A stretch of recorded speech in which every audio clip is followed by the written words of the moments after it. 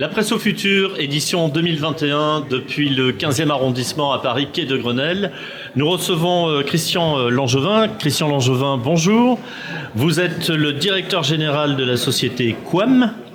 Alors, Quam se revendique comme éditeur. Vous allez m'expliquer, vulgariser tout cela, parce que effectivement, quand on lit en quelques lignes le résumé de ce que vous faites, vous êtes éditeur de solutions logicielles de valorisation de l'information textuelle via ces technologies sémantiques et intelligence artificielle. D'accord ? Quam fournit des solutions d'analyse et d'exploitation de données textuelles. On va endormir personne, hein ? Et des solutions de veille et d'analyse des informations web. Alors si on vulgarise tout ça. Alors si on vulgarise, en fait, nous sommes un éditeur de logiciels qui fournit des solutions. On va prendre dans le secteur des médias puisqu'on est à la Presse au futur, notamment pour les journalistes qui, lorsqu'ils préparent dans leur travail quotidien un article sur l'histoire d'une campagne électorale, de rachat d'entreprise, en fait, ils ont besoin d'accéder au fonds documentaire de l'ensemble de leurs archives, des dépêches AFP, Reuters et autres, et des publications partenaires qui sont disponibles dans son entreprise. Donc pour faire ça, il faut un moteur de recherche, des outils intelligents qui l'assistent dans ses recherches, parce que historiquement, il est confié au centre de documentation, à des assistants éditoriaux, et aujourd'hui, il est autonome. Et pour qu'il soit autonome et que le système fonctionne, il faut que ces articles qui sont rentrés et qu'on compte en plusieurs millions dans chaque entreprise média avec qui on travaille, ils aient été bien renseignés, bien catégorisés, puisque les utilisateurs autonomes posent des requêtes très simples avec un seul mot, et donc il y a tout un système de proposition d'articles, de navigation via des mots-clés qui sont proposés par le système, et ça a été mis par des automates et des outils dits sémantiques et d'intelligence artificielle.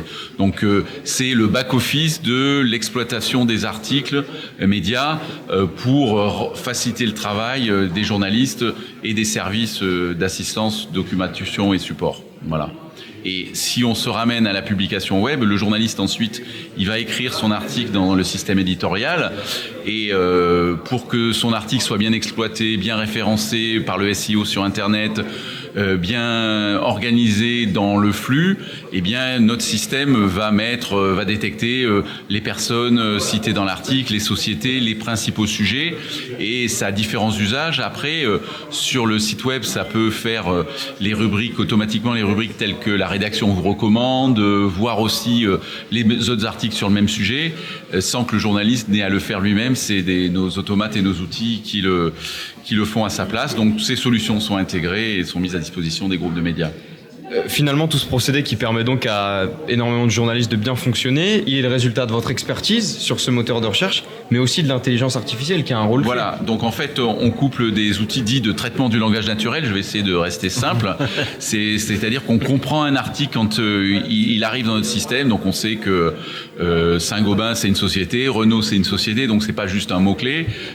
Comme Renault serait le prénom d'une personne, on sait que développement durable, c'est une thématique, et ainsi de suite. Ce qui fait que les articles sont organisés, thématisés, et du coup, après, ils sont accessibles facilement pour des non-novices de la recherche d'informations. Parce que c'est ça, l'autonomisation, qui en plus est renforcée avec le télétravail, parce que ce que pouvaient faire les journalistes en allant dans des couloirs et demander à un collègue s'il se souvient est-ce qu'il se souvient de l'article qu'il avait écrit sur la campagne des dernières présidentielles. Là, il est avec son outil, il est autonome, et puis il a des outils métiers qui, au fil du temps, il peut se poser des alertes sur des personnes, des sociétés, il peut se constituer ce qu'on appelle des dossiers permanents, des personnes qui suivent, des entreprises, peu importe, et à tout moment, du coup, à gagner du temps dans son travail quotidien.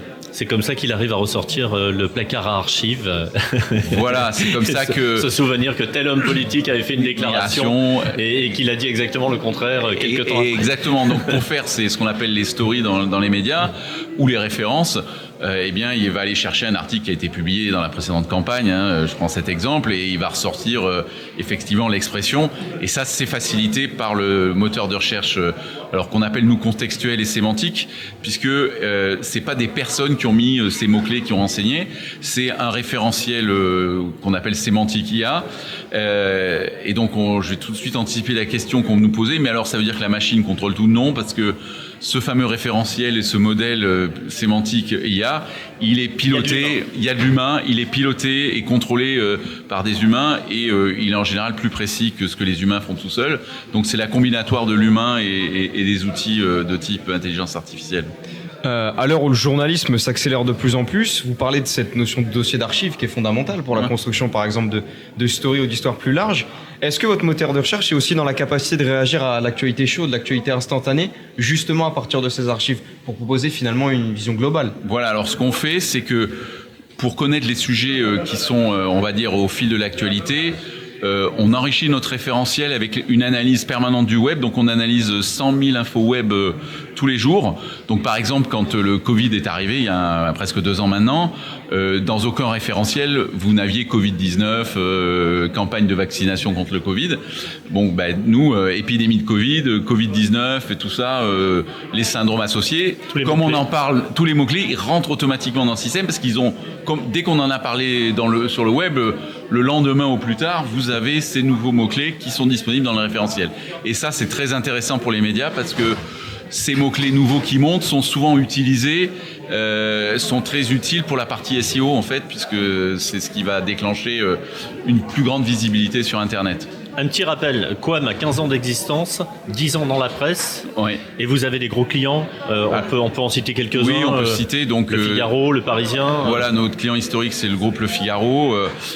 On a aussi donc Le Parisien, Ouest France, Radio France, les Échos, plus un certain nombre d'autres, groupe Bayard aussi. Voilà. Donc, cette année sur le salon, vous avez une innovation. Alors on a vous mettez l'accent sur quelque chose de particulier. On a toujours, comme on est un éditeur de logiciels innovant, on a toujours des innovations en permanence. Aujourd'hui, l'accent il est mis sur la simplicité de mise en œuvre des solutions, des coûts maîtrisés, voilà, parce que à la fois pour des raisons de coûts et pour des raisons de gestion de projet, faut faire quand on rentre chez un nouveau client, faut faire les petits projets en 2 mois et les gros en 6 mois et pas. Donc ça, ce sont des éléments qui sont importants pour vos clients, votre portefeuille client actuel, mais aussi pour vos prospects. J'imagine que c'est un petit peu l'idée d'aller chercher de nouveaux clients sur ce salon.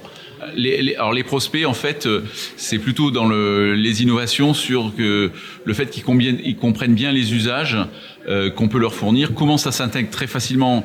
Donc ça, on a de plus en plus de méthodologies et d'outils d'intégration dans leur système existant parce que ils ont plein de systèmes éditoriaux variés et divers. Il y a plusieurs groupes de médias qui ont plusieurs systèmes éditoriaux en parallèle.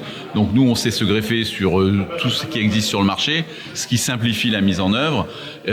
Après, sur la récupération d'archives, de documents anciens, il y a souvent une harmonisation des documents. Il y a des documents à passer à l'OCR. Voilà, donc on a intégré une brique d'OCR dans notre solution parce que il y a notamment plein de travaux autour de la reprise ancienne d'archives qui étaient des PDF images dans lesquels il n'y a pas de mots-clés qui peuvent être reconnus. Donc il faut d'abord les saucériser.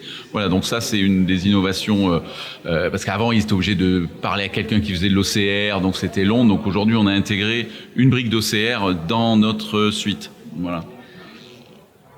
Peut-être une dernière question rapidement.